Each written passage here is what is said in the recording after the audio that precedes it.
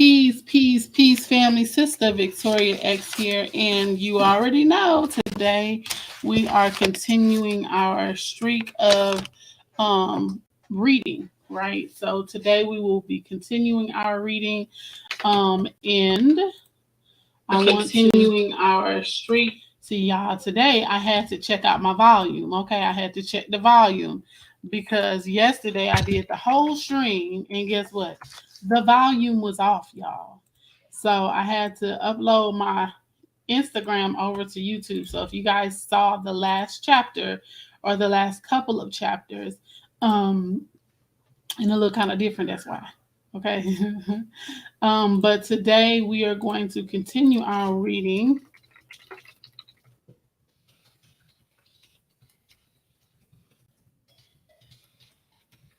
Sorry, y'all.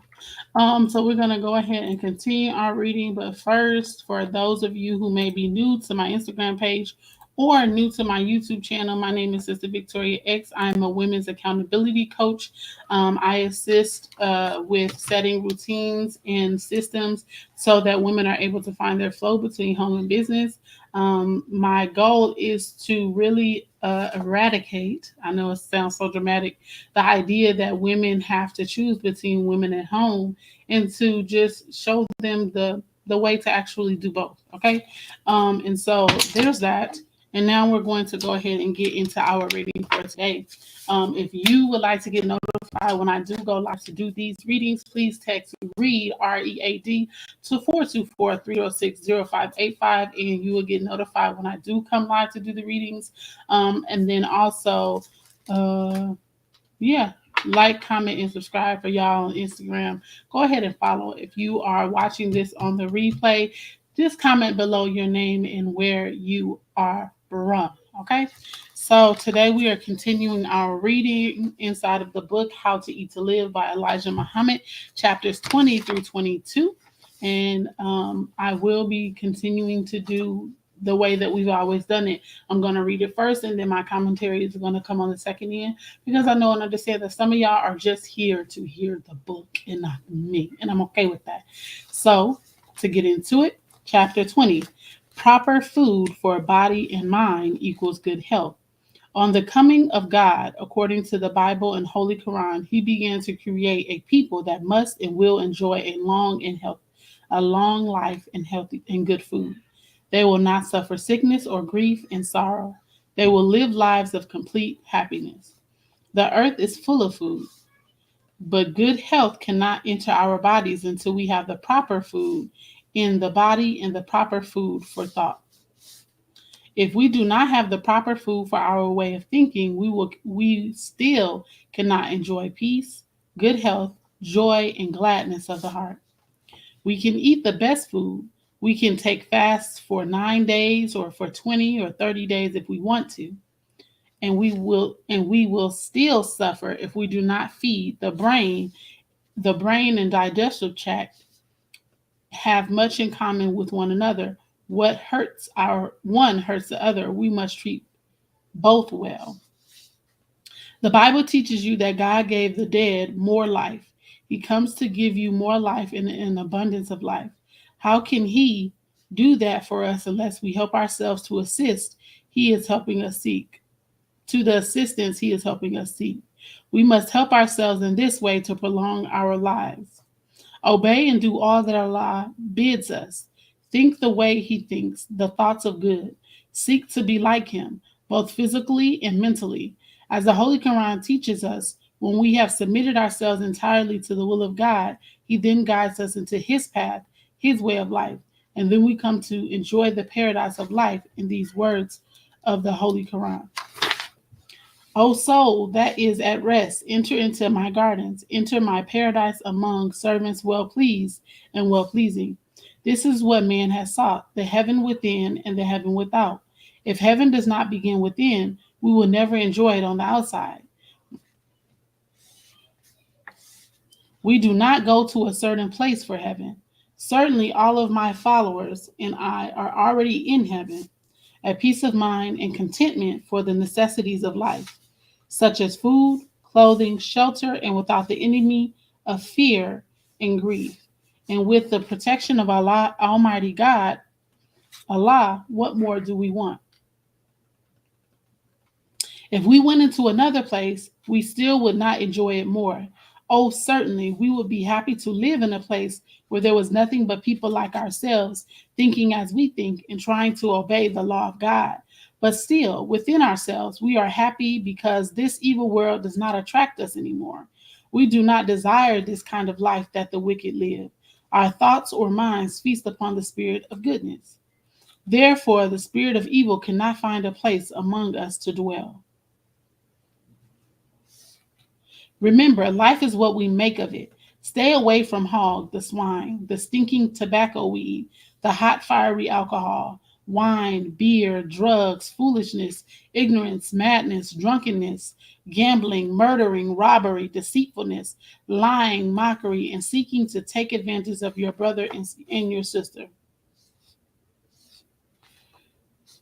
And believe in the presence of God and the person of Master Farad Muhammad, to whom praises are due forever. Chapter 21. The benefits of eating once a day. As many people are writing to me for personal answers as to what we should and should not eat, I think it would lessen my work and be wise if you kept this book where you may refer to it when needed.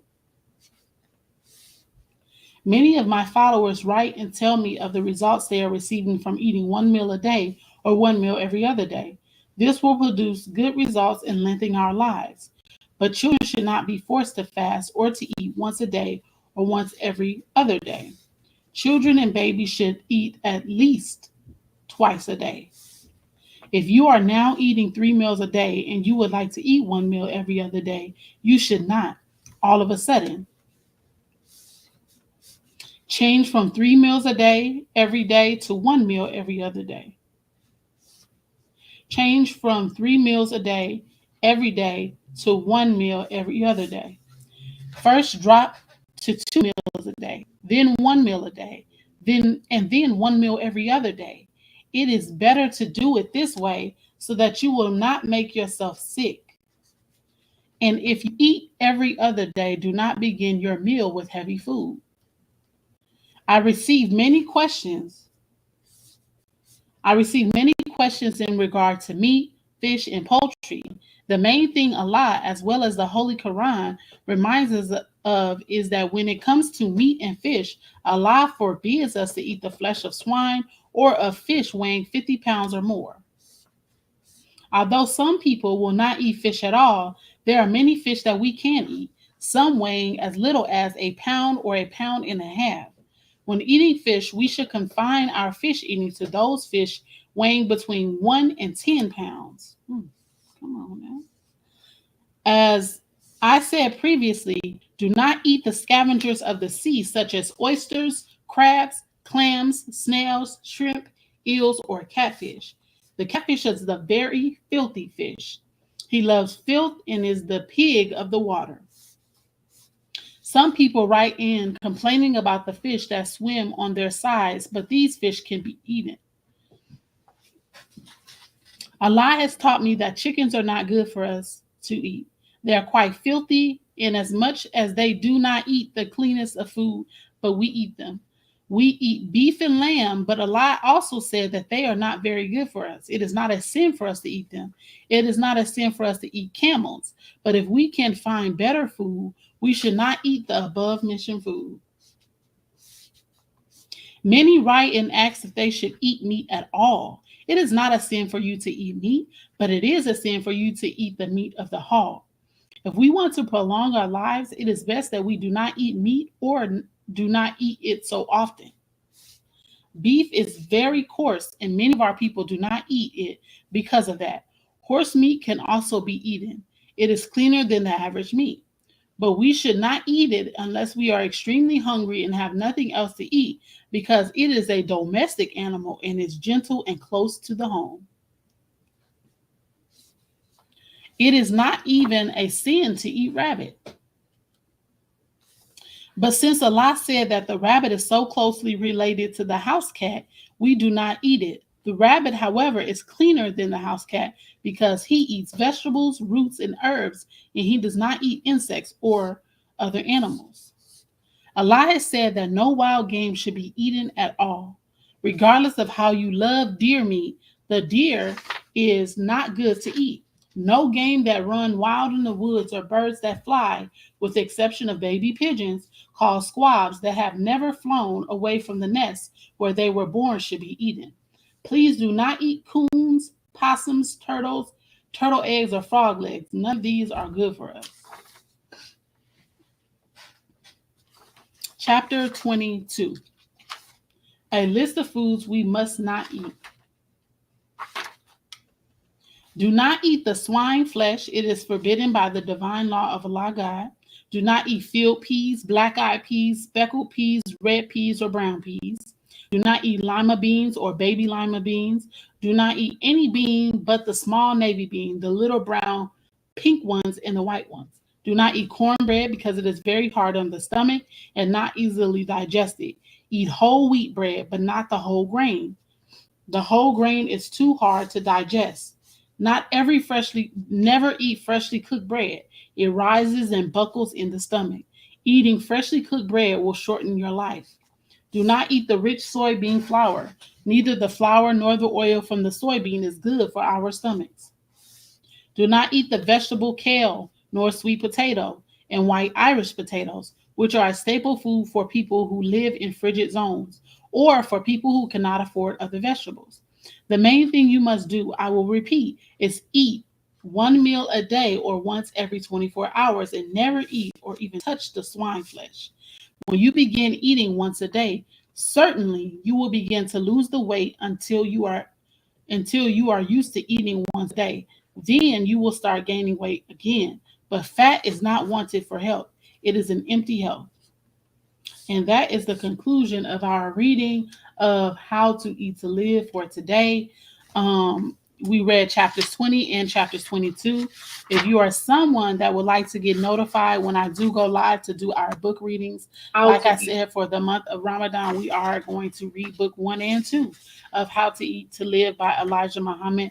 And that is the conclusion for our reading today. Y'all, let me tell you. Now we're getting to the commentary portion. Wa alaikum salam, Ramadan Kareem. For those of you who have joined the live stream, let me tell you guys, this reading is it's like one of those things that there's certain things inside of the book, How to Eat to Live, that we talk about often. You know, not eating the peas, to brown your rice, to not eat swine, of course. Certain type of fish that we do and don't eat. But it's always good to reflect and really, one, read it for yourself, but also look into the book, because you get the specifics and not just the commonly known information. And so that's what I really enjoyed. And there are certain chapters inside of this book that I'm actually earmarking because they're worthy of, further review. And chapter 21 is one of those chapters because it really goes into deep past just, okay, lower your voice because it's going to cause you to need water. Because it's going to cause you to really look at the specifics. It's outside of just, the common conversation. And so one of the things when we start off on chapter 20, and it talks about proper food for body and mind equals good health. And I really, really love that, because I think that sometimes we forget to have the other part of the conversation of eating to live, and we exclude it to just the food that we put into our body. We do not consider the thoughts that we have in our body, the things that we're listening to, the things that we are saying, the people that are around us that are talking. And we kind of exclude that from the conversation. But this chapter really goes into that it's more than just eating. And in earlier chapters, as we have discussed, and like I said, all the replays are on my YouTube. So if you're just tuning in, you can catch the replays of the other chapters 1 through 19 on my YouTube channel. He goes in and he talks about, what was I saying? The importance of the mind, the importance of the thinking. Oh, he goes in and he starts talking about, wa alaikum salam, how there have been people that wrote into him at that time and were saying that I'm following How to Eat to Live. I'm eating my 1 meal a day and I'm not seeing any results. And he talked about how that is because the other side of that is the mind. What are you thinking? What are you digesting as far as mental food? And that could be a physical block to releasing weight. And so that's just a beautiful reminder that it's more than just what you're eating. It's more than just what you're putting on your plate. It's all of those things combined and put together. And so that was really, really beautiful. And I love that this chapter goes deeper into it. And it says that the earth is full of food, but good health cannot enter our bodies until we have the proper food in the body and the proper food for thought.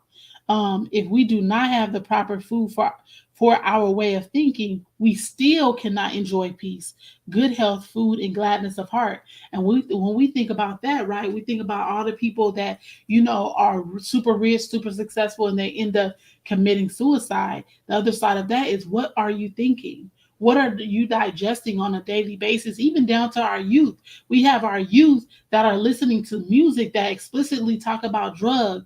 It talks about the fast life. It talks to some of these music does talk about killing and committing suicide. So if that is what is being fed into your mind, outside of what you're feeding into your body, then what do you think the cause of that is?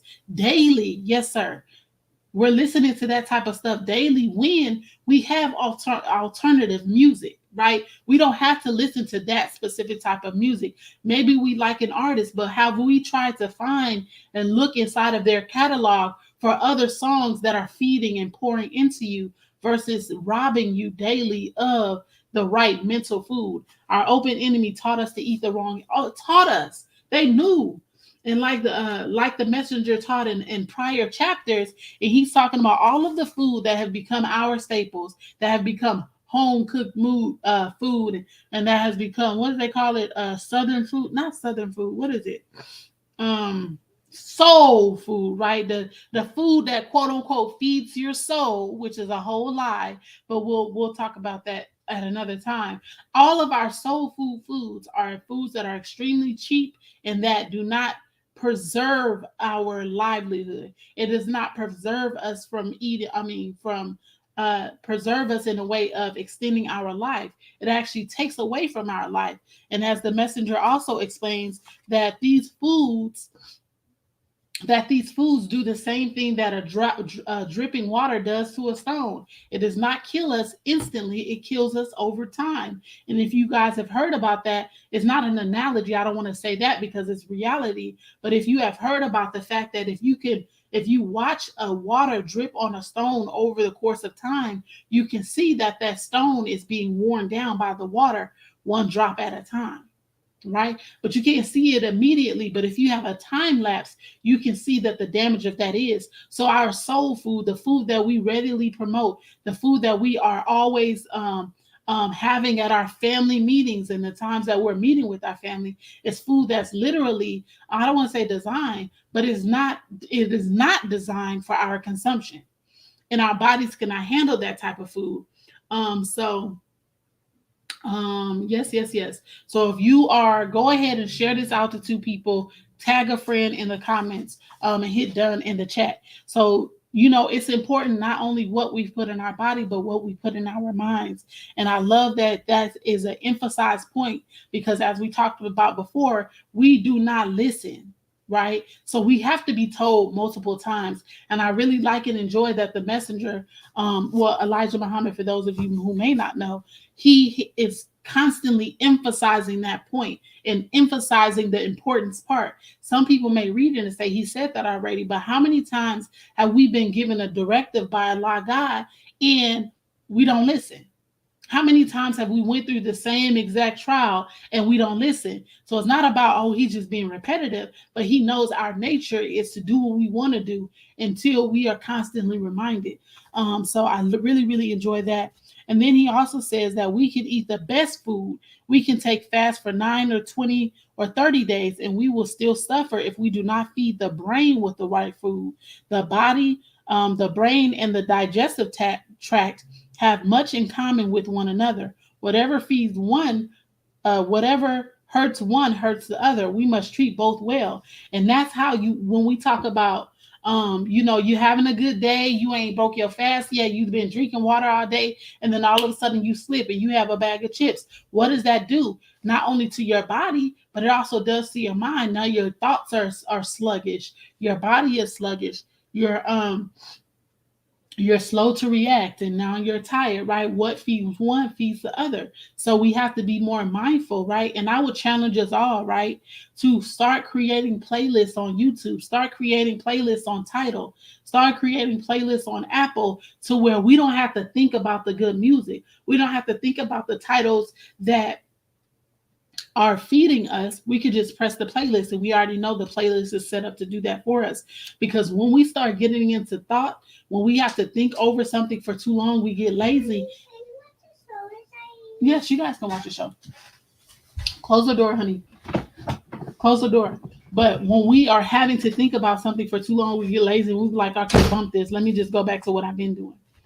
Oh, like that, not do what we want to do, huh? He have to treat both well. Yes, yes, I feel it. But it bug time when I wake up the next day. Yes, so create playlists. Create playlists for when you're studying. Create playlists for when you're cleaning. Create positive playlists when you're working out. Create positive playlists and audio books that you want to read when you're driving out and about. To plan in advance, so that you don't have to think about it. It's just, okay, I know this playlist is for this. And you're always feeding your mind positive things, by setting yourself up to feed yourself positivity. The other thing that he also talks about in this is, if heaven does not begin within, we will never enjoy it on the outside. We do not go to a certain place for heaven. Heaven, a peace of mind and contentment for the necessities of life. Heaven is a piece of, huh? Where's your water bottle? Okay, I'll get it in a second. Not right now. Let me finish this. I probably got like 10 more minutes. Go ahead and close the door, baby. You're fine. Heaven is a peace of mind and contentment for the necessity of life, such as food, clothing, shelter, and without the enemy of fear and grief. So we have been trained to think that heaven is this thing that's, we got to get it once we leave, but we can have heaven at any time that we choose to have heaven. What do you mean by a playlist, sis? Like any music or audio that is positive? Yes, like a playlist. So for me, it's really weird, but when I'm studying or I'm working for an extended amount of time, I have a playlist on YouTube, where it's not my playlist, but someone has a playlist on their channel of their study time. So it's literally like you're studying with someone else that's being productive, but it's a playlist that runs on a loop, to where, as for the duration of time, I'm playing that playlist, and it is literally playing all things that are encouraging to me on what I'm doing at that time, right? Also, on YouTube, there's a playlist function. So if you find maybe lyric videos or instrumentals or even lectures, right? Lectures that you can put on a playlist, to where everything is right there. And you can skip all throughout that playlist. And every time you're going to get something that's going to feed you. And you can also Google how to make a YouTube playlist, how to make a playlist on Apple, how to make a playlist on Tidal, and you can follow those instructions and create playlists of positive things that are pouring into you. Music, even just something for particular times, like to keep your mind in a certain. Yes, you can even create playlists for different hurts, right? So we know that our chakras are connected, can be fed through sound, and there are certain hurts that are tuned to different chakras, to where you can make a playlist of hurts music that will feed certain chakras, or feed all of your chakras. So that's what I mean by like a playlist to encourage whatever it is that you're doing at that point in time. Um, so yeah, the idea of heaven, right? I really enjoyed that he said, if heaven does not begin within, we will not enjoy it on the outside. It has to start from within us. It does not matter what's going on. And it speaks to the point that I made earlier. Externally, people that have a lot of money, people that have attracted a lot of success, externally, they should be happy. Happy. Externally, they should be in heaven. Externally, They should be living the life of their dreams, right? However, because internally they're in inferno, internally they are struggling with their thoughts, internally they are struggling with their self-worth, that it doesn't matter what's going on the outside. It has to start on the inside first. That's why I've heard the quote many a times by successful people that say, you become a millionaire far before you ever touch $1 million. Why? Because it starts on the inside. You have to start considering yourself to be a millionaire. You have to do the things that the millionaires do. You have to think the thoughts that millionaires think far before you ever touch a millionaire. So it's more about how you are conducting yourself on the inside than the external world. Because the reality is, maybe I said 10 minutes. It has not been 10 minutes, okay? You can ask Amira to get you a cup if you want. And you ask her nicely and you say please. If you ask her rudely, she's not going to do it. So you ask her nicely. Do you understand? Okay, thank you. So it has to start on the inside first. That's why some people do one thing and they achieve success, and someone else can do the same exact thing and they don't. Why? Because the intention, right? The belief, right? One person is doing it, but they know that it's going to work. They believe that what they're doing is going to achieve Amira, can you please get her a cup and put some water in it? Yes, ma'am. Thank you. And then the other person, they kind of doing it, but the energy ain't right. They like, okay, if it hit, it hit. If it don't, it don't. And you can directly see that it correlates in their results of who get the results and who doesn't. Because belief is a part of the process. So it has to start inside. What do you believe? What do you value? And how do you portray that outwardly? Because the outward stuff is really for other people. The inward stuff is what matters, because you are with you 24/7. Okay, you even in your sleep, you are with you. You feel your thoughts. I mean, you know your thoughts. You feel your emotions, and so that's the part that really matters, because it's the closest to you. It says, we are happy because this evil world does not attract us anymore, seeking to take advantage of your brother and your sister. It goes back to, eating to live is more than just how the food that you take in, because he outlines some things. He says, remember, life is what we make of it. Stay away from hog, the swine, stinking tobacco, weed, the hot fiery alcohol, wine, beer, drugs, foolishness. Now check this out. This is where it gets into the spiritual food, right? Ignorance, madness, drunkenness, gambling, murdering, robbery, deceitfulness, lying, mockery, and seeking to take advantage of your brother and sister. Those are the things. You know how we say we have the list of things that we need to avoid to maintain physical health. These are the list of things that you need to avoid to maintain spiritual health, mental health. Okay. And so I really, really love that he outlined that. The other thing is this next chapter. Okay. This is okay. This is the part where people might get offended. They might feel away, because we have been taught and trained that these foods are, they so good. They're the best of the best. And a reoccurring theme is that I'm seeing, and I'm sure that we've all have started to notice, that the foods that we like, love, and enjoy are the very food that were given to us, and they're so bottom. They're so bottom of the barrel. There's no quality in these foods. So when we talk about, oysters and crabs and clams and snails, shrimps, eels, catfish, those are foods that we have learned to like really love, really enjoy. But they are the bottom of the barrel. For instance, catfish. Now, I don't know a color folk, okay, that has went their entire life without eating no catfish. I just don't know none. You may know some. Maybe now, the time is getting more conscious. If you're a little bit younger, you may know some. But I don't know. Catfish was just a thing. We went to the fish spot and we got catfish and French fries. Okay. But when we think about even just the catfish, it says catfish is a very filthy fish. He loves filth and is the pig of the water. So we say in one tongue that we don't eat the swine, right, which is the pig, but then we eating catfish.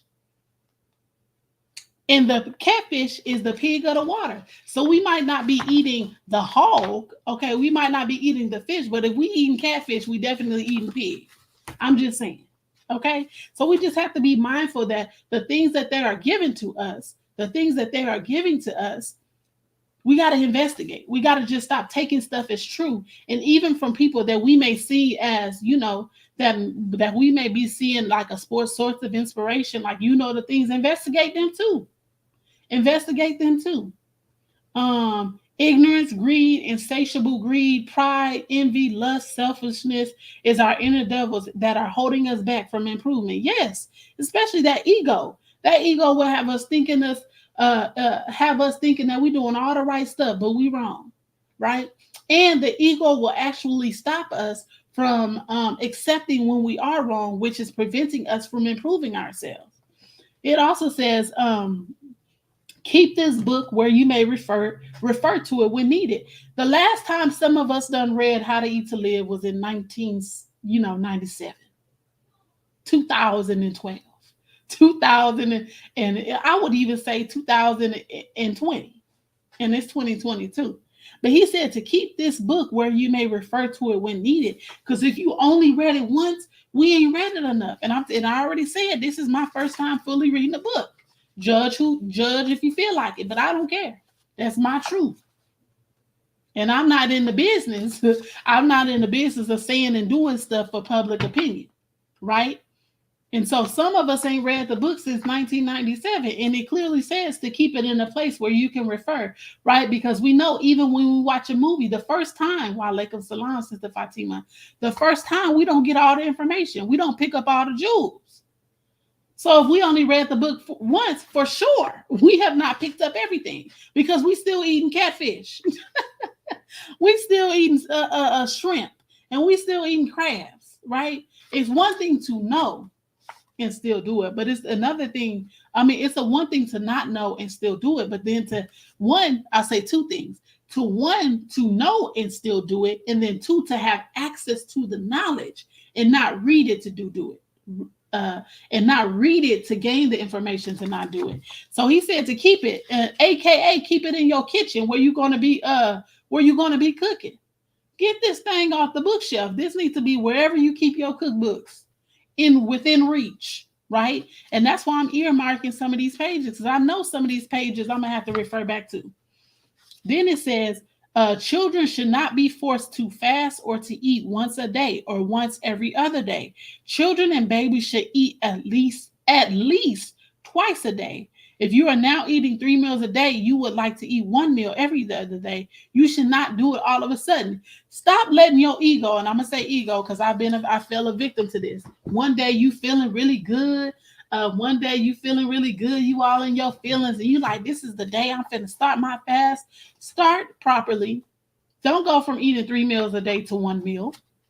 Now you trying to do fast every 72 hours and eat one meal every 72 hours. This clearly says, he says that this will make you sick. Right? Just because you feeling one day, feel good in the right way, okay? Because you're going to try to do that 72 hours. You might be successful the first time.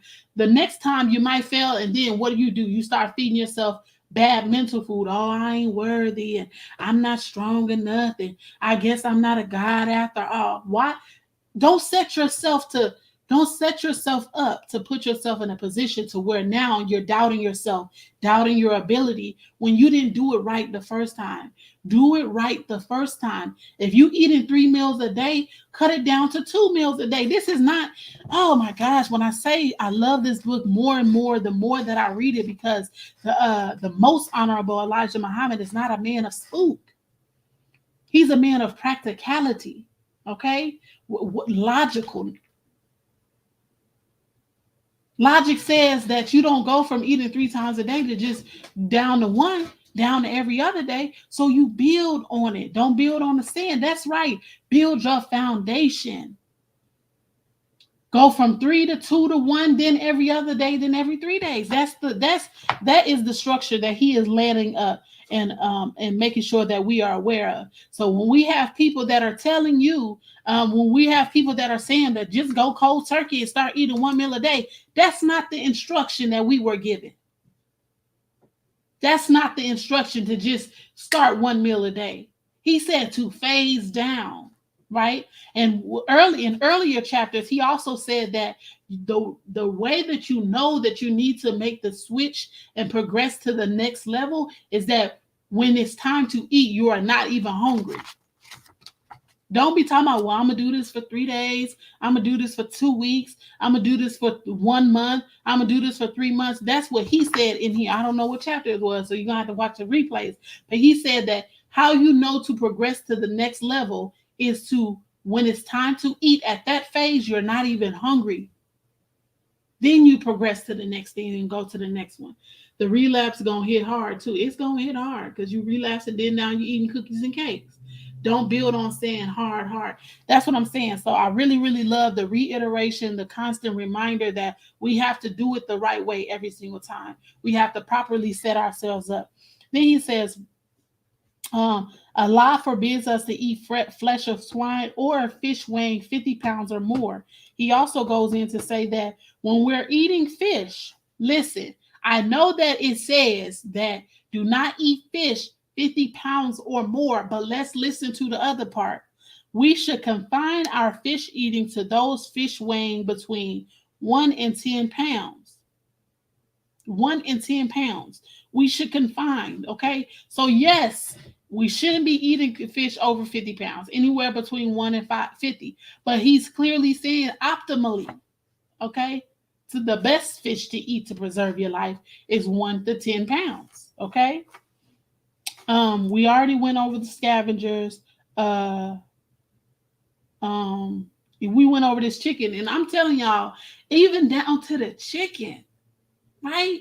Chicken is supposed to be our staple food in the black household, which, if I'm being honest, for a long time, I didn't even like chicken because that's all my mama used to give us. If it was a day that she like, chicken was the go-to, chicken and Chinese food, okay? And I did not like chicken. Like in my adult life, I want to say probably like 3 years ago, I started back liking chicken, but I hated chicken because that's all we used to eat. But even down to the chicken, y'all, when I say they give us the worst of food, they give us the worst of food.